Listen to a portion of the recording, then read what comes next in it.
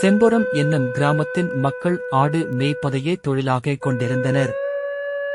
அதில் சுதன் எனும் மேய்ப்பன் தினமும் காலையில் ஆடுகளை செழிப்பான புல் நிறைந்த காட்டுப்பகுதிக்கு ஓட்டிச் செல்வதையும் மீண்டும் மாலை பொழுதில் ஆடுகளை அதன் தொழுவத்திற்கு அழைத்துச் செல்வதையும் வாடிக்கையாக வைத்திருந்தான். அன்று ஒரு நாள் மாலை நேரம் ஆவதற்கு முன்பே மழை மேகங்கள் திடீரென கூடின. சூழ்நிலை இருட்டாக மாறியதால் சுதன் ஆடுகளை கிராமம் இருக்கும் திசை நோக்கி விரட்டினான். சீக்கிரமாக கிராமத்தை அடைய வேண்டும் என்கிற முனைப்பில் இருந்தான். அப்போது மந்தை ஒரு குன்றின் அருகே வந்தபோது வேறு சில காட்டு ஆடுகள் தனது மந்தையோடு கலப்பதை கண்டு கொண்டான். அவை காலநிலை மாற்றத்தின் காரணமாக செய்வதறியாது தனது கிராமத்து ஆட்டு மந்தையுடன் கலந்து ஊருக்குள் வந்ததை அறிந்தான்.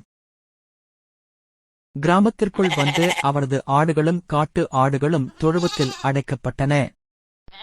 அடுத்த 2 நாட்களும் காலநிலை மோசமாக இருந்ததால் எப்போதும் போல ஆடுகளை மேய்ச்சலுக்கு ஓட்டிச் செல்ல சுதனால் இயலவில்லை. எனவே அவன் அனைத்து ஆடுகளையும் அவனது தொழுவத்திலேயே அடைத்து உணவிட்டான். தனது ஆடுகளுக்கு தேவைக்கு குறைவாகவே உணவிட்டான். ஆனால் காட்டு ஆடுகளை நன்றாக கவனித்தான். அவற்றிற்கு தேவைக்கு அதிகமாகவே நீரும் உணவும் கொடுத்து கவனித்தான். ஏனெனில் காட்டு ஆடுகள் தன்னுடனே தங்கி இருக்க வேண்டும் என சுதன் ஆசைப்பட்டான். தான் அவற்றிற்கு நன்றாக உணவிட்டால் தன்னை விட்டு அவைகள் செல்லாது என்று எண்ணினான். காலநிலை மேம்பட்டதும் புல்வெளிக்கு அவன் அனைத்து ஆடுகளையும் மீண்டும் ஒட்டிச் சென்றான். ஆடுகள் குன்றுகள் அருகே சென்றபோது காட்டு ஆடுகள் மீண்டும் மந்தையிலிருந்து பிரிந்து காட்டுக்குள் சென்றன. இதனை பார்த்த சுதன் வெறுப்படைந்து காட்டு ஆடுகளை வசைபாடி திட்டினான். நன்றி கெட்ட ஆடுகள், நான் உங்களை நல்ல முறையில் கவனித்தும் நீங்கள் மந்தையை விட்டு ஓடுவது சரியில்லை என்று காட்டு ஆடுகளை பார்த்து கூறினான். இதனைக் கேட்ட காட்டு ஆடுகளில் ஒன்று சுதனுக்கு திரும்ப வந்து பதில் சொன்னது. ஆமாம், நீ எங்களை நல்ல விதமாக நடத்தினாய்.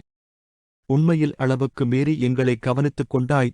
புதிதாக வந்த எங்களை உன்னுடைய சொந்த ஆடுகளை விட நன்றாக நடத்தினாய்.